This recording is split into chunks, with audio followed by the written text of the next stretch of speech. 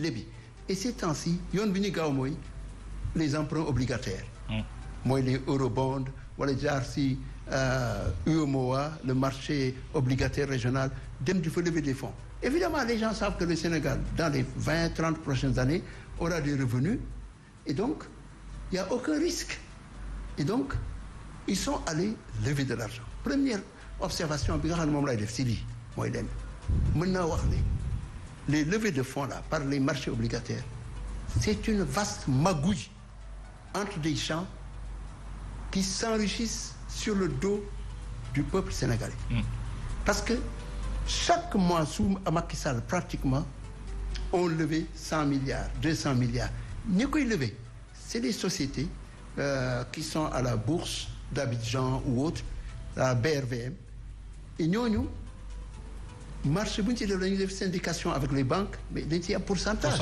ay commission xaalis bu dul jeex la dafa mel ni y a une mafia qui est ici et qui continue n'est-ce pas à intoxiquer le pays par ces emprunts obligataires affaire xaalis la donc pendant longtemps c'était avec le CFA léegi nag il passe plus haut ne léegi eurobond yi dañ koy def dénomination en dollars xam nga loolu lever 750 millions de dollars muy 450 milliards CFA xam nga déjà on se demande pourquoi FMI bi ñu gisee loolu ne waa il y a un surfinancement surliquidité soxla na ko de sorte que le FMI la ñu ngi wax Sénégal xaalis bi ngeen jël dañuy ñëw gestion d'actifs nga xam dañuy jël xaalis bi dugal ko si fay ay bor yi nga xam ne yéen a ko yore à échéance courte mais à taux d'intérêt élevé ngeen fay ko très tôt pour nga xam ne ngeen génne bor yooyu nga xam ne dafa élevé et bii ngeen seen naka leen koy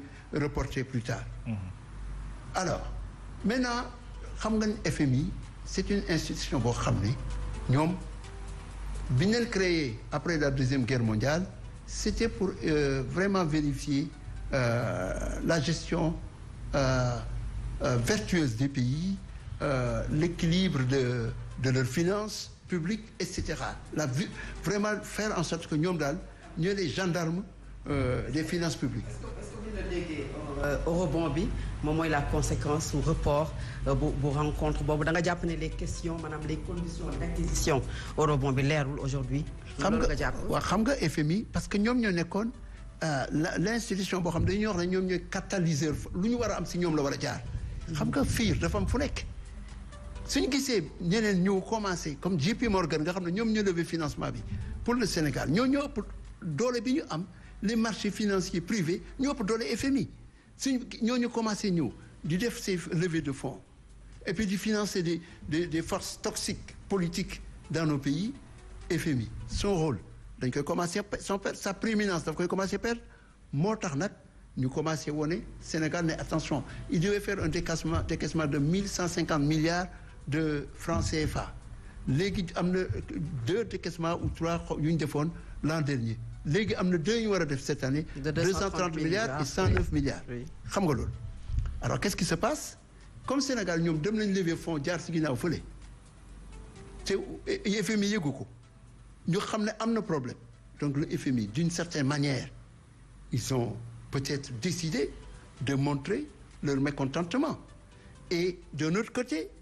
de ce que je crois savoir monsieur Diba qui est chargé du budget moom dafa xool situation bi il se dit attention si je pars comme ça je risque de me faire remonter les bretelles danañ ma fa xas dañ ma def lu nekk si je me retrouve au FMI maintenant le 24 juillet comme il devait y aller donc il se dit waaw il faut comprendre derrière FMI di wax ne dañu am liquidité sur financement et État du Sénégal dem di lever eurobond.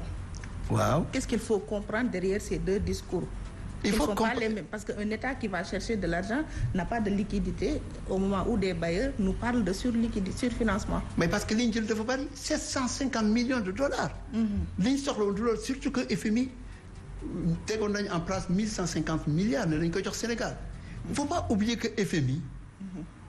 li mu bëgg mooy gérer nos pays ñoom ils ont fait l'ajustement structurel ils ont ramené les politiques sociales qu'ils avaient rejeté nga xam ne à un moment donné ils nous forçaient à réduire nos dépenses à serrer la vis. léegi nag après la crise de 2002 quand il y a eu des problèmes dans l'économie mondiale et que le FMI est revenu parce que les Chinois commençaient à peser dans certains pays en faisant des prêts de milliards de dollars alors que le FMI ne faisait que des prêts de centaines de millions de dollars.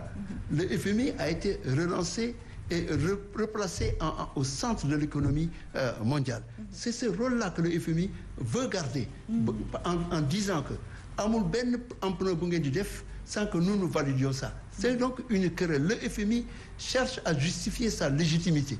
Ce qui s'est passé, et c'est là où encore on peut revenir à l'importance du débat, à la liberté d'expression.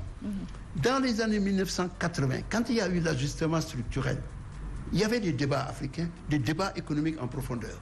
Je me souviens que amoon na benn Nigérian Adediji Adebayo nga xam ne c'est lui qui a créé la CEDEAO et au niveau de la Commission économique des Nations Unies pour l'Afrique, moom Adediji Adebayo lan la waxoon, il avait mobilisé les intellectuels africains et ils avaient produit ce qu'on appelait le CARPAS, donc une alternative africaine aux politiques d'ajustement structurel. À ce moment-là, le FMI était sur la défensive. Je me souviens, moi, même la Banque mondiale était sur la défensive. Je voyais Edward Jacobs, vice-président Afrique tout puissant de la Banque mondiale. Quand je le voyais, il me dit, mais Adama, qu'est-ce qui se passe avec Bayo? C'est comme ça qu'il s'appelait Adediji Adebayo. Le FMI était en retrait. Les Africains disaient halte à l'ajustement structurel. Ça ne marche pas. Mais qu'est-ce qui s'est passé ces dernières années avec nos leaders qui sont arrivés là? Ils se sont dit, il faut prendre, s'endetter. Et tout ce qu'ils avaient gagné en termes de réduction de la dette du fait de l'année 2000, de l'année du jubilé, des accords survenus à Gleneagles en Écosse dans le cadre du G7 pour l'effacement de la dette multilatérale, en 2005, n'est-ce pas? Tout cela s'est dissipé et donc nous on se retrouve dans une position de fragilité alors que nous n'avions pas besoin d'être dans les couches codines du FMI. Mais ce financement, on l'avait déjà décidé au mois d'avril parce que le Sénégal avait une mission au FMI, c'était même en présence de l'ancien président Macky Sall. Alors, on avait convenu d'une visite d'une équipe du FMI qui était là le mois dernier et tout était normal. Donc pourquoi au moment du décaissement sax maa ngi wax français ñu ne duñu décaisser xaalis bi alors que c'était convenu depuis le mois d'avril. xam nga day Fatou. gis nga soo seetloo ñu ngi nii di waxtaan. débat bi ñu ngi koy waxtaanee autour di si waxi FMI. FMI demoon na ba nga xam ne c'était un nom. qui était rejeté. am na ay pays yoo xam ne en Asie. ils ont dit pas question ay Malaisie ak yooyu. Les Chinois ils ont dit non. Le FMI même en Afrique était en retraite. Mais léegi dem nañ ba nga xam ne on l'a ramené au centre du jeu pour qu'ils ba nga xam ne ils imposent un dictat. La qualité du leadership laisse à désirer. régime dafa maanaam politique bu mu jël mooy ne plus se fier ci institution financière yooyu moom li mu bëgg mooy fexe di jëlee xaalis ci fisc bi ak surtout